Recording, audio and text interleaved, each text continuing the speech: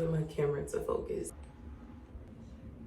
Finally, I got the right angle. Welcome back, welcome back. I'm gonna try to make this real short because it's really no need to go and drag out this story. I really wanted to do a story time / get ready with me, but I absolutely have nowhere to go, to be honest with y'all. And to be real, I do not feel like wasting my makeup.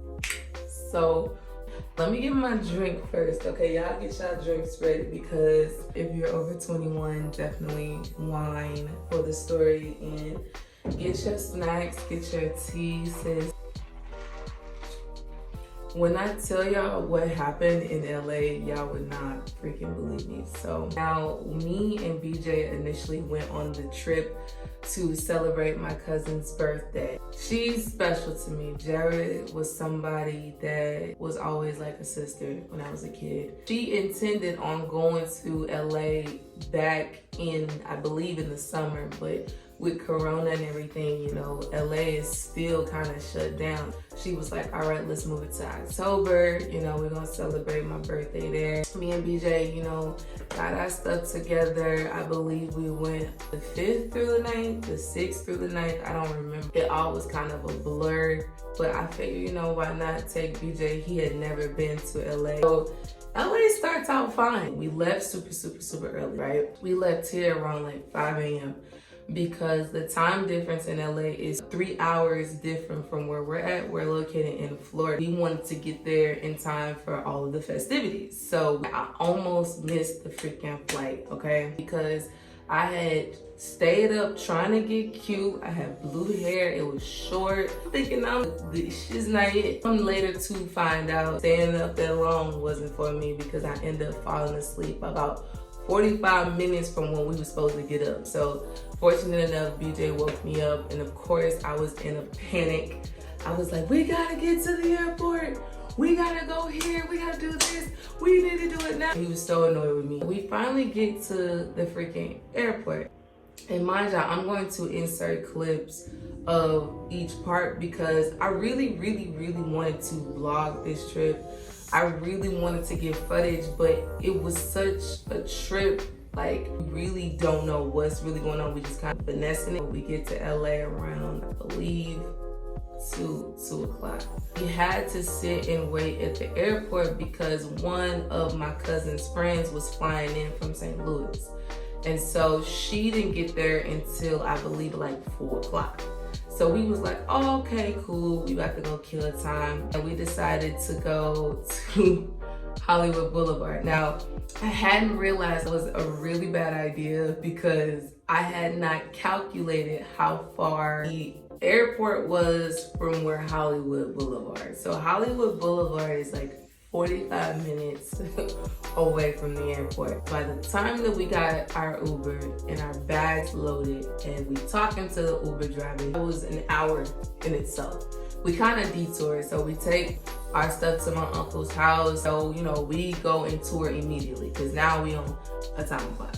He got to get some food. He got a souvenir, which really excited me because I've been to LA like 3 times. So he got to see that, and it come time for her friend to get off the plane. At this point, I had ran into another cousin.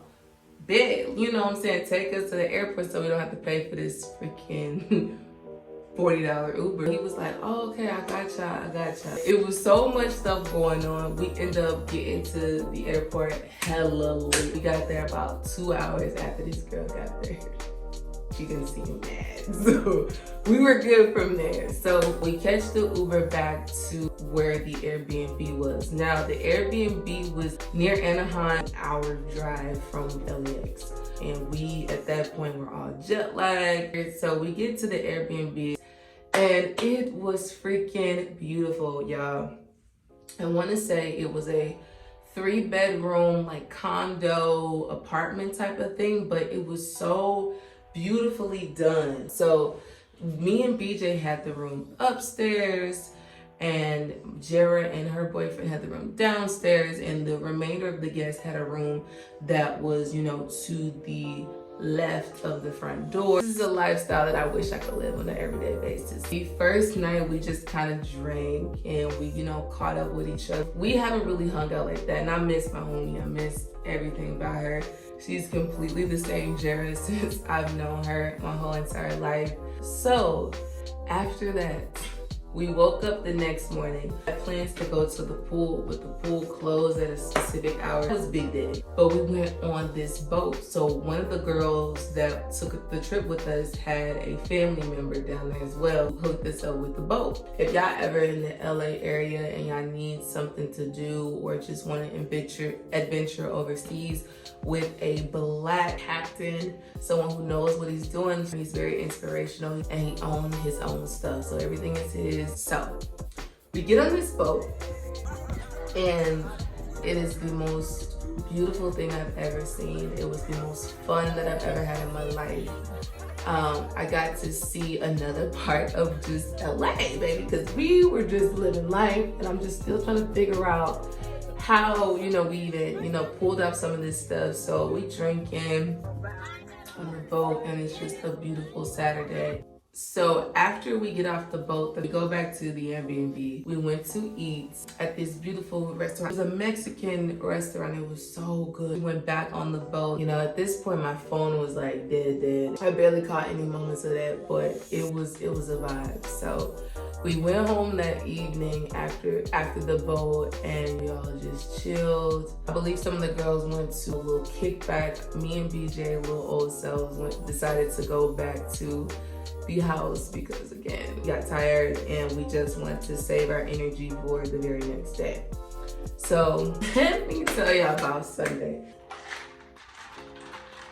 Sunday come around, some of the girls hadn't gotten in until like 4 that morning, and then when we got up Sunday, everybody was just so hungover, dehydrated and tired. So I took it upon myself. I cooked a big breakfast for everybody, you know, just to, you know, recover food. It's kind of like a chill day. But let me tell you, we had decided that we were going to spend Sunday evening in Hollywood. Mind you, me and BJ had already been in Hollywood, so this was kind of like a part 2. So we got to Hollywood Boulevard, and you know, at this point everybody's hungry, so you know, everybody's getting their little food, they doing their thing. So someone, as we're walking, I think we went to the cannabis shop, we went to multiple different restaurants so everybody could pick up their food, because again, LA wasn't allowing people to eat inside, you had to eat outside. They weren't satisfied. So someone had the great idea to go downtown LA. It was like, okay. The Lakers had just won the NBA championship, right? We go buy a bottle. Ooh, child. So we get close to the Staples Center.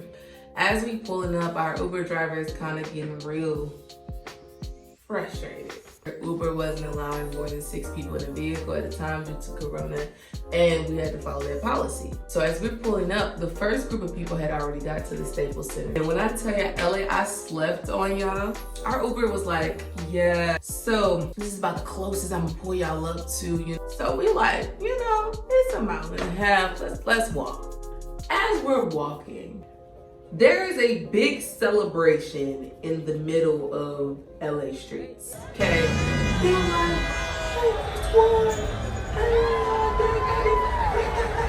boom, fireworks going off. Boom, this doing it off. And so I'm like, it never occurred to me that like, this was a bit reckless. We watching and doing the oohs and ahs, okay? We're trying to figure out, you know, what's going on. I've seen the police. But I finally figured out why the police was called in there. Police had things barricaded off. I see a line across the street. We can't get to the other side. I see tear gas and bats and like SWAT, helicopters going off. I see people losing their mind. Now it's concerning. We can't get to the girls. Mind you, they had already made it down to the Staples Center. I don't know how, but we couldn't get to them and they couldn't get to us. I remember us walking and trying to find areas around. We were in danger and, you know, we were just like, oh my God, like we just really put ourselves in danger. and really didn't realize the magnitude of the situation. I think they end up finding us. They end up walking around and getting around. They found us because, my job, at this point, the police are walking down streets and just barricading like people. So they're just pushing them to the next street. There was so much glass everywhere. There was cars down there about to bump into each other. People really drunk and belligerent. We finally meet up with the girls and we all are like, you know, trying to catch a ride back. Also, I watched them loot a Starbucks, break in, vandalize it with spray paint, and literally loot it. It was bad. We are trying to locate our Uber, trying to call like the Uber, like, yo, pick us up at this spot. So we got in the car with pure exhaustion. You know, we literally got pictures, like we just took a picture out there like we was in Disneyland. It was a lot. It was quite a lot. Me and BJ got up that morning around 4 something. We got our Uber back to the airport, and we was out of LA.